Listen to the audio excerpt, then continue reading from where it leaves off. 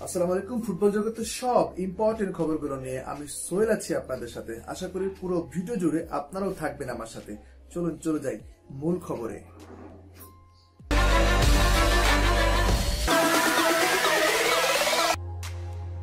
আর্জেন্টিনার নামটি বিশ্বে বহুল পরিচিত, আর সেটা কেবল ফুটবলের জন্যই না। একটু ভুল বললাম, আর্জেন্টিনা আরেকটি কারণে পরিচিত। বর্তমানে আর্জেন্টিনার সাথে আরেকটি নাম জড়িয়ে আছে, সেটি হচ্ছে মেসি। এই নাম দুটো নিয়ে ফুটবল সমর্থকদের যেন আগ্রহের বিন্দুমাত্র কমতি নেই। বিশেষ করে বিশ্বকাপ বা কোপা আমেরিকা এলে এর মাত্রা বেড়ে যায় দ্বিগুণ।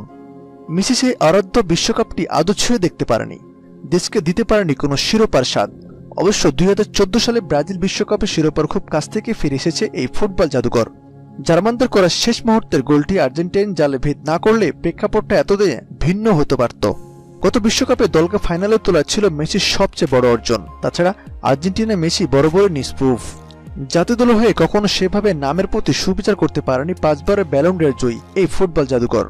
নিজ দলের হয়ে মেসি কেন নিজেকে মেলে ধরতে পারেন না, এমন প্রশ্নের একটাই জবাব, তা হলো বার্সেলোনার মতো আর্জেন্টিনা দলে মেসিকে অ্যাসিস্ট করার মতো যোগ্য কেউ এখনো হয়ে উঠতে পারেনি। 90 মিনিটের যুদ্ধে মেসি, জাভি, ইনিয়েস্তার মতো কাউকে পায়নি যে তাদের নিয়ে সে তার নিদারুণ ফুটবল শৈলী দিয়ে প্রতিপক্ষ শিবিরে ভেদ করবে একের পর এক গোল নামক পেরেকটি। উল্টো তাকে ম্যাচের পর ম্যাচ দলকে টিকিয়ে রাখতে কঠিন পরীক্ষা দিতে হয়। মিডিয়াতে নানান কথা শুনতে হয়, এমনকি মাঝে মাঝে তার সামর্থ্য নিয়ে প্রশ্ন ওঠে। তবে দলের এমন বিপর্যয়ের কারণ কি? অনেকে অবশ্য এজন্য দায়ী করছেন দলের কাণ্ডারি মেসিকে, কারণ তার উপর ছিল যে অনেক চাওয়া। উল্টো মেসি ভরসার প্রতিদান না দিয়ে সবাইকে হতাশার সাগরে ভাসিয়েছেন। অবশ্য এর পুরো দায় মেসির একার নয়। বলতে গেলে আর্জেন্টিনার দলটি এখন পুরোপুরি মেসি নির্ভর, যা তাকে চাপের দিকে ঠেলে দিচ্ছে।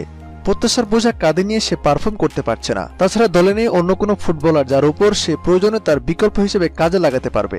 এত সবকিছুর সাথে যুদ্ধ করে আসলে মেসি জয়ী হতে পারছে না, যার দরুন আর্জেন্টিনাও বারবার ব্যর্থ হচ্ছে। গেল বছর বিশ্বকাপে আর্জেন্টিনার ভরাডুবির জন্য কাঠগড়ায় দাঁড় করাবো মূল আসামিকে। তিনি হোর্হে সাম্পাওলি, আর্জেন্টাইন কোচ।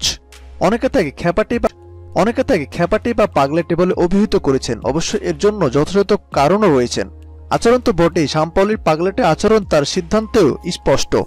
মূলত রাশিয়া বিশ্বকাপে তার ভুল ট্যাকটিক্সের কাছেই বলি হয়েছে আর্জেন্টিনা। প্রথম ম্যাচে তিনি 4-2-3-1 ফরমেশনে খেললেও দ্বিতীয় ম্যাচে ক্রোয়েশিয়ার সাথে তিনি আকাশ পাতাল ব্যবধান গড়েছিলেন। এ থেকে সহজেই প্রমাণিত হয় আর্জেন্টিনার এই অবস্থার জন্য মেসি একা দায়ী নয়। খেলা জগতের সব খবর সবার আগে আপডেট পেতে আমাদের চ্যানেলটি সাবস্ক্রাইব করে আমাদের সাথেই থাকবেন। ধন্যবাদ।